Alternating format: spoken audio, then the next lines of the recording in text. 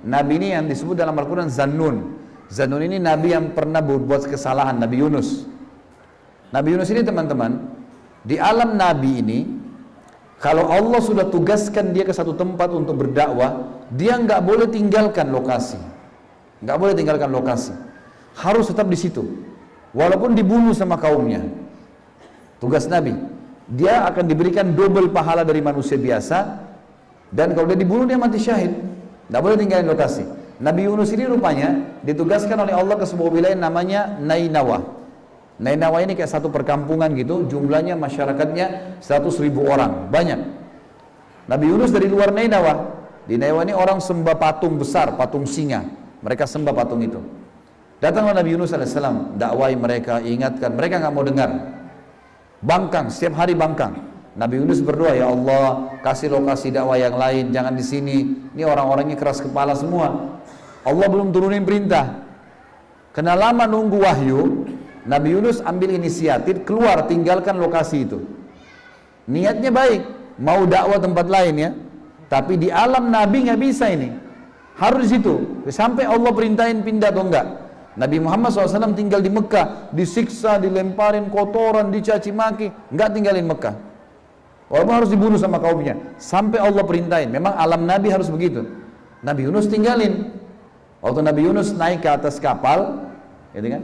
Kapal dihantam dengan ombak yang besar.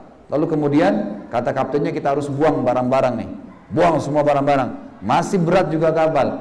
Akhirnya ambil inisiatif harus lempar penumpang. Ditaruhlah nama-nama orang penumpang semua, di batu ditulis, ditaruh, diacak. Namanya siapa yang keluar, dia yang harus loncat ke lautan. Setiap diacak, nama Nabi Yunus keluar. Orang-orang di kapal itu tahu siapa Nabi Yunus. Mereka bilang, ini Nabi Allah, gak mungkin dia. Acak lagi, namanya siapapun yang keluar di antara kami akan loncat. Diacak yang kedua, nama Nabi Yunus juga keluar. Sampai 10 kali tetap namanya Nabi Yunus. Maka Nabi Yunus mengatakan, mungkin ini hukuman dari Allah karena saya meninggalkan lokasi dakwah. Pelanggaran. Maka Nabi Yunus berdiri di pinggir kapal, begitu loncat ke lautan, ikan paus datang buka mulutnya telan. Selama 2 minggu di perut ikan. 2 minggu ini gak makan, gak minum. Ikan paus ini ikan yang besar. Perutnya ikan itu kotorannya di situ. Dan ikan paus ini kalau makan ikan lain, dia gak kunyah ya. Ditelan langsung. Hidup-hidup semua masuk di situ. 2 minggu nggak bisa bernafas, baunya busuk, nggak ada makanan, tertahan di situ. Maka selama 2 minggu Nabi Yunus bertaubat kepada Allah. Setelah taubat 2 minggu, Allah SWT buat dia dimuntahkan oleh ikan paus itu. Dimuntahkan, bajunya semua sudah sobek, nggak ada baju. Telanjang Nabi Yunus AS jalan. Lalu Allah SWT pertemukan dia dengan satu pohon. Diambil daun-daunnya, ditempelin jadi baju sama dia. Diambil tangkatnya jadi tutup auratnya semua. Dia maju sebentar sedikit, Allah kasih lagi sapi, tidak ada pemiliknya, sapinya gemuk, diminum air susunya. Dia maju lagi sebentar, ditemukan ada pohon labu, labunya sudah matang, dimakan labu tersebut. Maka setelah itu Allah kembalikan dia ke kaumnya. Rupanya waktu dia tinggalkan kaumnya, Allah datangkan badai besar, sampai patung singa mereka, kaumnya ini hancur semua. Kepala sukunya bilang, kayaknya ini yang dikatakan oleh Yunus nih. Ya Allah, kembalikan Yunus pada kami akan ikuti ajarannya. Maka Nabi Yunus pun dikembalikan oleh Allah ke wilayah tersebut dan berimanlah mereka. Tapi saksi bahasan adalah Nabi Yunus sempat melakukan pelanggaran Allah. Tapi Nabi Yunus taubat. Berarti pelanggaran bisa terjadi pada kita kan? Kadang-kadang niatnya baik. Sama Nabi Adam alaihissalam tadi waktu digoda. Dengarkan firman Allah menceritakan masalah itu. Di dalam surah As-Saffat tentang kisah Nabi Yunus.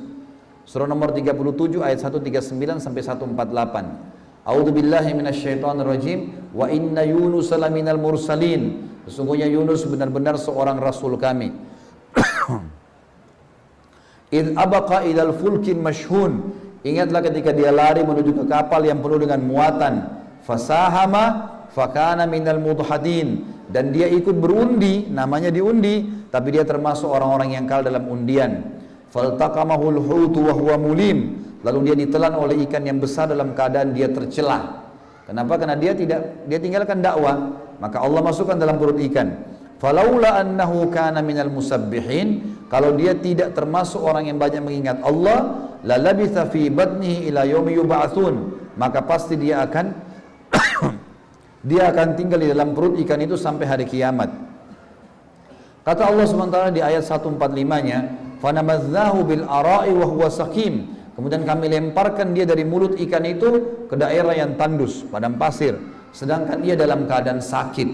2 minggu nggak makan, nggak minum, nggak tidur, bau busuk dan segalanya. Wa ambatna alaihi syajaratan min yaqtin. Lalu kami tumbuhkan untuknya sebatang pohon jenis labu. Labu yang matang dia makan. Makanya ulama tafsir bilang labu itu sangat bermanfaat buat stamina. Karena Allah bilang Nabi Yunus ini dalam kondisi 2 bulan 2 minggu nggak makan, labu yang Allah kasih untuk kembalikan staminanya. Wa arsalnahu ila mi'ati alfin aw yazidun, dan kami utus dia kembali ke kaumnya yang jumlahnya 100.000 lebih. Fa amanu famatta'nahum ilahin, maka mereka beriman dan kami tinggalkan mereka dalam waktu-waktu tertentu. Itu kisah Nabi Yunus alaihissalam.